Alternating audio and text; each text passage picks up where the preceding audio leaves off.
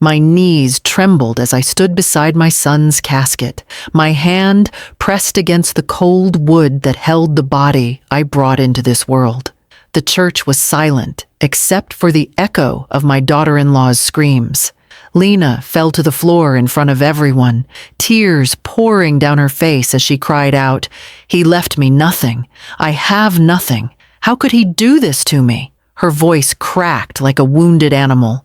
People rushed to her side, comforting her, whispering that Jonathan must have made arrangements, that surely someone as wealthy as he was wouldn't leave his wife empty-handed. But I stood still. I didn't kneel to console her. I didn't reach out to hug her, because I already knew the truth. 3 weeks before my son died, I had discovered that $234 million was missing from my personal accounts, money that took me 35 years to build after my husband's passing, money that was secured behind layers of legal protection, money only one person besides me could access through household networks: Lena. She looked up at me in that church with red, swollen eyes, acting as if she were the one who had lost everything. But I wasn't fooled anymore. I had already seen the bank transfer. I had already heard the audio recording from my lawyer. This wasn't grief, it was panic. What I didn't know that day was that money was only half the crime. 6 months later, the county medical examiner called me with the results of the private autopsy I had quietly ordered. The words he spoke nearly knocked the life out of me. "Your son didn't die of natural causes.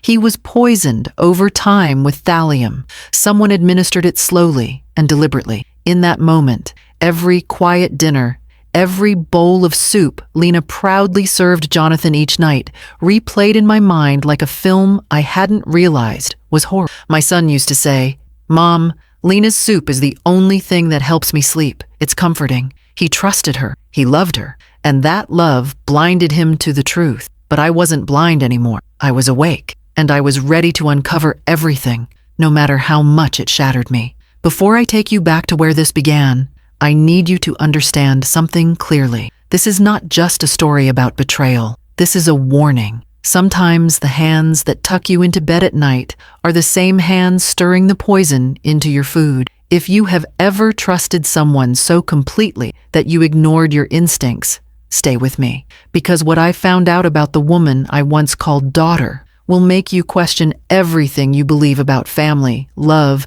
and the lies people tell when billions are on the line. Before we begin, tell me in the comments, where are you watching from? And do you think a mother always knows when her child is in danger? Also, make sure to subscribe, because this story only gets deeper from here. My name is Victoria Hayes. For most of my life, I believed that hard work and love could protect a family from everything. I married my husband, Charles Hayes, when I was 24. Together, we built a financial consulting empire from our garage. When he passed away from a sudden stroke 19 years later, people expected me to crumble. Instead, I rose. I expanded our company, made strategic acquisitions, and by 50, I had become one of the largest private investors on the East Coast. But none of that mattered as much as being a mother to my only child, Jonathan. Jonathan wasn't just my son. He was my best friend. We ate breakfast together every Sunday morning, no matter how busy life got. He would say, "Mom, I don't care how rich we are. All I need is both of us at this table." He carried his father's kindness and my determination. Then came Lena Morell. Jonathan met her at a charity auction I hosted for cancer research. She was unlike the women who usually attended such events. While most wore diamonds, Lena wore a simple blue dress and no jewelry. She said she was a nutritionist at a local clinic, passionate about helping the elderly maintain healthy diets. She spoke softly, laughed gently, and blushed whenever Jonathan smiled at her. Ruth, my younger sister, leaned toward me that evening and whispered, "Jonathan has that look in his eyes. He's already gone." She was right. Within weeks, Jonathan was bringing Lena to family dinners, bragging that she cooked soup from scratch every night. "You've never tasted anything like her chicken and herb soup. It's the kind of meal that makes you feel safe." At first, I adored her. She hugged me every time we met. She called me Mom, even before they were engaged. She volunteered at our company charity events. People praised Jonathan for choosing such a humble, loving woman, but small things began to change. Jonathan stopped joining me for weekly breakfasts, saying he felt too tired in the mornings. He lost weight and shrugged it off as work stress. Lena started speaking on his behalf more often, answering questions directed at him. She insisted they handle their own finances separately from mine, saying, "Jonathan needs to be his own man now." I brushed off my unease. I told myself I was being an overprotective mother.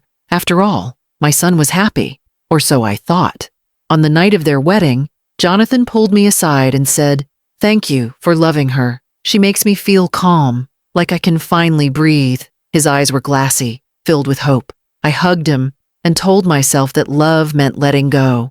But love should never mean turning a blind eye to danger. 6 months into their marriage, Jonathan stopped coming to my house altogether. Lena claimed he was too sick to travel. She said the only thing he could keep down was her soup. My concern grew, but every time I offered to call a specialist, she smiled politely and said, "I'm handling it.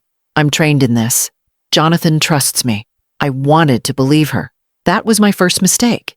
Everything began to unravel the moment I received an unexpected alert from my private banking team. It was a Wednesday morning, the kind where nothing seems out of the ordinary. Sunlight through the window, coffee on my desk, my day scheduled down to the minute. Then my phone vibrated with a flagged transaction request. At first, I assumed it was a system mistake. No one besides my attorney and I had clearance to move money from that particular account. But when I logged in, my hands froze above the keyboard. Not one, not two, but multiple wire transfers, all executed within the past 3 weeks, totaling $234 million, had been initiated using my digital authorization codes. These codes were stored in a hardware device kept inside my home safe, a safe with biometric access tied to my fingerprint, a safe that had never left my bedroom. My first reaction was disbelief. My second was cold, rising fury. The bank confirmed all transfers were approved via encrypted signature that had to originate within my personal residence. I called my attorney, Paul Hendricks, immediately. His voice was grave. "Victoria, someone has been in your home, someone close." Only 3 people had ever stayed overnight in my house in the past 6 months. My sister Ruth, my son Jonathan, and his wife Lena. While I was trying to understand how someone could digitally impersonate me, Jonathan's health began to deteriorate. It started as subtle fatigue, then intense migraines, then severe abdominal pain that left him bedridden for days at a time. Every time I called Jonathan to check in, it was Lena who answered. She always had an explanation ready. "He's resting. The doctor said it's stress. It's probably a stomach bug." Yet she never provided a medical report. She never mentioned a hospital visit. She insisted that she was managing his care with holistic treatment. When I insisted on coming over to see my son, she hesitated. That hesitation was my second warning. But every time my instincts tried to speak, my heart silenced them. I wanted to believe my son was safe in his own home. One evening, Jonathan called me directly. His voice was faint, like he was speaking from underwater. "Mom," he said, breathing heavily, "Lena is making my soup again. She says it helps me sleep, but it tastes strange lately, bitter." Before I could respond, I heard Lena in the background. Her tone was gentle, almost rehearsed. "Jonathan, you shouldn't be on the phone. Come back to bed." The call ended abruptly. I sat in silence, fear crawling up my spine. Something was terribly wrong. Days later, I asked Paul to run a deeper audit on my accounts. He uncovered a horrifying truth. The stolen money wasn't transferred to an anonymous offshore account. It was moved into a holding company created in both Jonathan and Lena's names, but only Lena's identification was used in the final beneficiary documentation. My son's signature was missing. Legally, that meant she was claiming ownership of every penny. The next morning, I confronted Lena. I went to their home unannounced. Jonathan was nowhere to be seen. She greeted me at the door wearing an apron, holding a steaming bowl of soup. Her voice was soft. "Victoria, you should have called first." I pushed past her without answering. Jonathan was slumped on the couch, pale, shivering, his lips cracked. When he tried to speak, she brought the spoon to his mouth. Eat, honey. You know this helps. He looked at me. There was fear in his eyes. That was the moment everything inside me hardened. That night, I called Paul again. Initiate a full investigation. Freeze every account. I don't care what it costs. I want the truth. A part of me prayed I was wrong, that there was an explanation. But the next day, Jonathan collapsed. Lena claimed he had a sudden cardiac event. No autopsy was performed. She refused it, sobbing dramatically in front of hospital staff, saying, "Please don't cut into my husband. He hated hospitals. Please let him rest in peace." In that moment, something inside me split. A mother's grief collided with a growing, undeniable suspicion. I felt as though I was walking through a nightmare, where love was a mask worn by greed. While the world believed Jonathan died of a tragic but natural cause, I knew there was more beneath the surface. My son had been slowly disappearing before my eyes, and every symptom he experienced aligned with heavy metal poisoning. His rapid hair loss, muscle weakness, numbness in his fingers, all symptoms I recognized only after speaking with a toxicologist who owed me a favor. My heart pounded when the expert said, if someone were giving him poison in small doses, it would mimic a long-term illness. The victim wouldn't suspect a thing until it was too late. Everything circled back to one thing: the soup. It was time to uncover the truth, no matter how dark it was. The moment Jonathan's death certificate arrived, listing cardiac arrest as the cause, something inside me solidified. Not grief, but clarity. A mother knows when her child has been taken from her, not by fate, but by design. I had buried my son, but I had not buried the truth. Lena believed she had closed the book on this story, but she had only started a war she could not control. The morning after the funeral, while condolences still poured in from people who had no idea of the storm brewing beneath the surface, I met privately with Paul in my study. He entered quietly, closing the door behind him as if the walls themselves were listening. "Victoria," he said, laying a file on the table, "Jonathan filed a petition 6 months ago to remove Lena as beneficiary on all legal documents. He also attempted to reinstate you as the sole heir. The paperwork was never completed because Jonathan missed the second signing appointment." My pulse quickened. Why had he missed that appointment? Was it because his health had already started declining? Or because Lena had made sure he never made it there? Paul continued, "There's more. Lena attempted to change the signature authorization on your accounts 2 months before Jonathan died. She forged your name, but the bank's forensic team flagged it as suspicious. Every detail painted one picture. Lena was orchestrating control long before my son died. This was not an impulsive act of greed. It was premeditated and methodical." I took a deep breath and made my decision. I would not rest until I uncovered the truth of what happened to my son. Any mother would seek justice.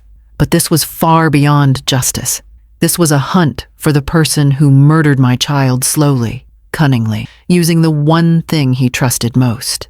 It was no longer about money. It was about exposing a monster disguised as a wife. With Paul's help, I initiated a private petition to have Jonathan's body exhumed for a toxicological autopsy. Lena objected immediately, crying in front of the magistrate, claiming I was violating her husband's memory. She clasped her hands dramatically and said, "Your Honor, my mother-in-law has never accepted me. She's trying to frame me because Jonathan loved me more than her." I stayed silent, letting the judge watch her performance, but the judge's eyes were not convinced. He granted my request, stating that clear cause had been demonstrated. Lena's mask slipped for a moment as she glared at me across the room, with eyes filled with raw hatred. It was the first time I saw her without the act. 2 weeks later, the autopsy results came in. I was at home when the coroner called. His voice was stern, professional, but edged with disbelief. "Mrs. Hayes,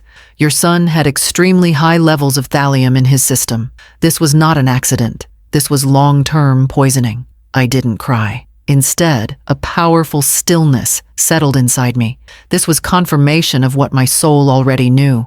My son had been murdered, but it wasn't enough to know. I needed proof that connected Lena directly to the poisoning.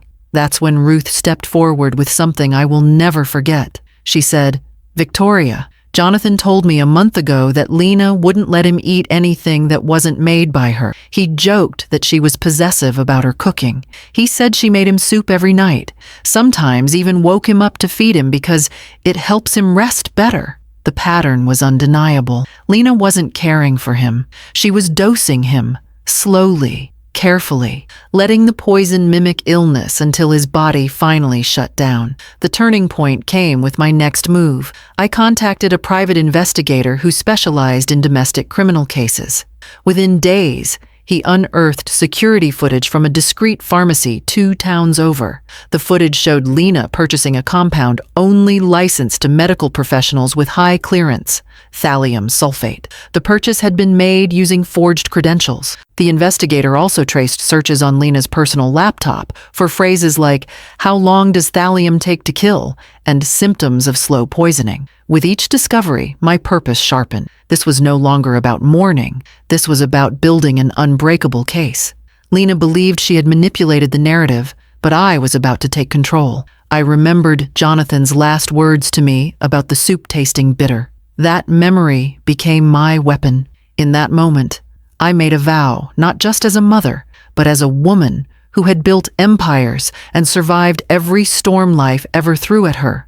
I would not only expose Lena, I would make sure the world knew exactly who she was and what she did. She didn't just steal money. She didn't just steal a life. She stole my son's last breath. And I was going to take back every ounce of justice that belonged to him. The day I chose to confront Lena will forever be carved into my memory. There was no storm, no dramatic thunderclap in the sky. The world outside my estate was calm, the air still, as though holding its breath for what was to unfold. I requested that Lena come to my home under the pretense of resolving financial matters related to Jonathan's estate. She arrived dressed impeccably in a fitted black dress, her eyes artificially swollen as if she had practiced crying in front of a mirror before stepping out. As she walked in, she attempted to embrace me, but I took a step back. Her smile twitched at the rejection. She knew something was different. Ruth sat on the sofa, arms folded. Paul stood near the window, papers in hand. The room was silent, heavy with truth waiting to be spoken. Lena took her seat at the grand oak table and crossed her legs, trying to maintain control. "Victoria," she began, her voice trembling with calculated fragility. "I know things have been tense, but I want you to know I loved Jonathan more than life itself." Before she could continue, Paul activated the screen behind me. Video footage began to play. Lena's expression collapsed as she watched herself appear on the monitor, standing in line at a restricted pharmacy counter, presenting forged medical credentials to purchase thallium, her face drained of color. For the first time, she was speechless. I looked directly at her. "This is only the beginning," I said calmly, sliding a file toward her. Inside were printed results from the toxicology report. The cause of Jonathan's death was officially recorded as thallium poisoning. "You killed my son," I stated, my voice steady, not a tremor to be found. Her lips parted, but no words came. Her fingers gripped the edge of her chair so hard her knuckles turned white. Paul then played an audio recording, Jonathan's voice, weak but clear, recorded during his last hospital stay. "If anything happens to me, check the soup Lena makes. Something is wrong." As the words filled the room, Lena's eyes widened with pure terror. Ruth let out a shaky breath, tears welling in her eyes, but she stayed strong, watching Lena closely, as if daring her to deny it. Lena stood abruptly, knocking over her chair. "This isn't real. You fabricated this. Jonathan was sick. He had anxiety, stress. He needed me," she screamed, her composure shattering. Her carefully constructed persona fell away, revealing the rage and entitlement beneath. "I deserved that life. Do you think he would have loved you forever? He was mine. Everything was supposed to be mine." Her confession hung in the air like poison itself. She realized too late what she had said aloud. In that moment, 2 uniformed officers stepped inside the room. Lena stumbled backward, shaking her head wildly. "You can't arrest me! Jonathan needed me! He asked for that soup!" she cried, her voice cracking. desperation taking over. The officers approached with calm authority. "Lena Hayes, you are under arrest for the murder of Jonathan Hayes and for financial fraud totaling $234 million. She screamed as they read her rights, her voice growing shrill, no longer sorrowful, but feral. As they placed handcuffs on her wrists, she looked at me with a mix of hatred and horror. "You think you've won? You think he loved you? He told me everything, Victoria. He said you were controlling. That's why he wanted his own life." Her words were meant to pierce me, but they held no power, because I had heard Jonathan's real final words, not spoken out of sickness or manipulation, but recorded privately to protect the truth. His voice had been clear. He knew something was wrong. He trusted me to uncover it. Lena thrashed as she was led out of the room. "He was supposed to die peacefully. It wasn't supposed to end this way. I was going to make it quick at the end," she shouted, exposing the full darkness of her intent. Even the officers paused at that. Her crime wasn't an accident or a moment of rage. It was a calculated plan.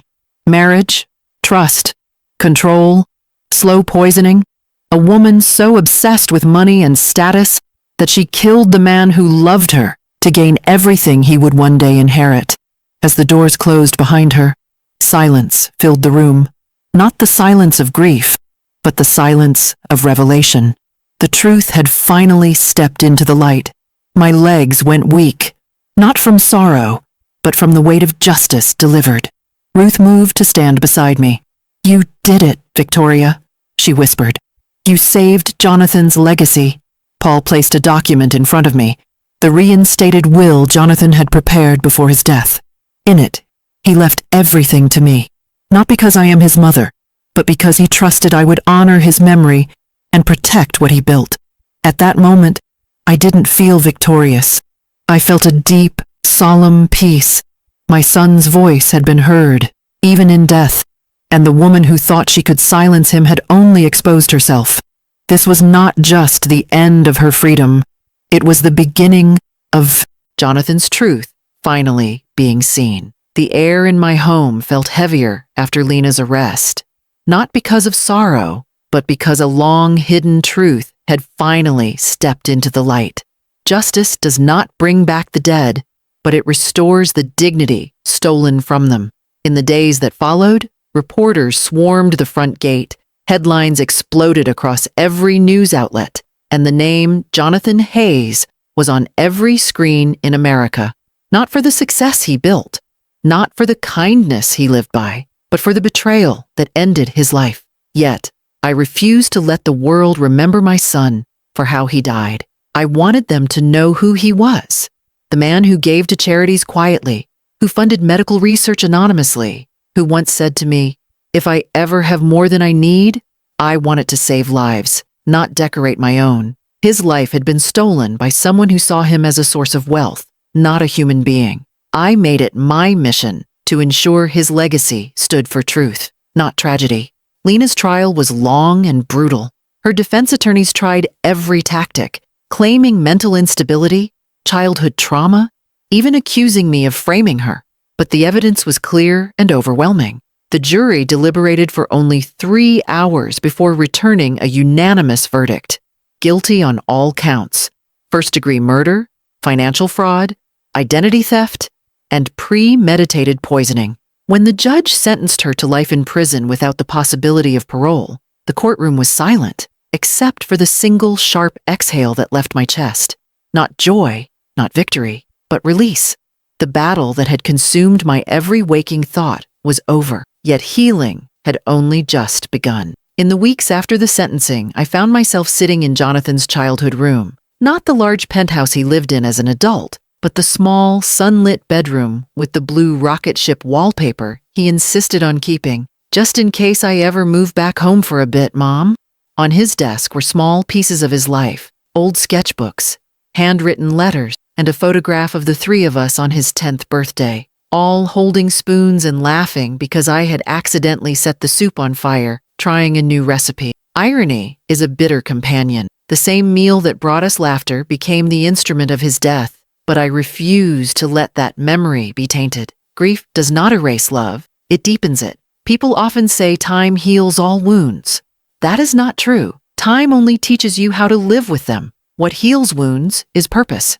And I found mine in the Jonathan Hayes Foundation, which I launched exactly 30 days after Lena's sentencing. The foundation supports victims of financial exploitation, elder abuse, and domestic poisoning cases, crimes often hidden behind smiles and dinner tables. The first family we helped was a retired teacher whose husband had been slowly drugging her to gain access to her pension. She hugged me with trembling hands and said, "Your story saved my life." In that moment, I felt my son beside me, not in body, but in spirit.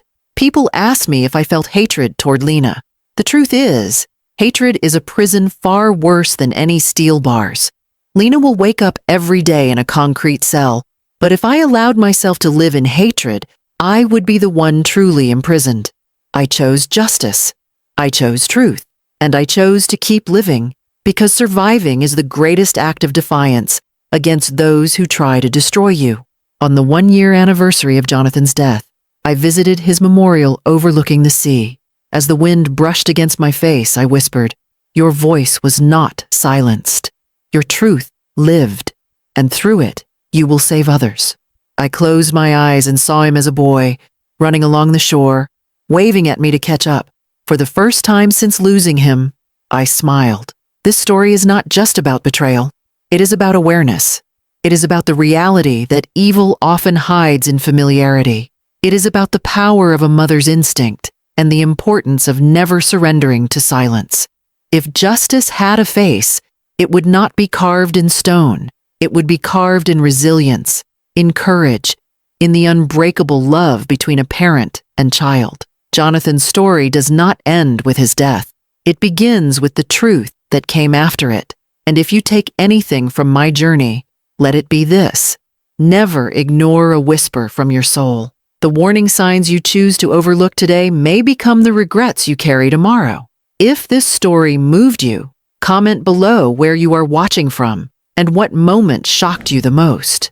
Don't forget to subscribe for more powerful true stories that reveal the hidden truths behind closed doors. Your support helps these voices be heard.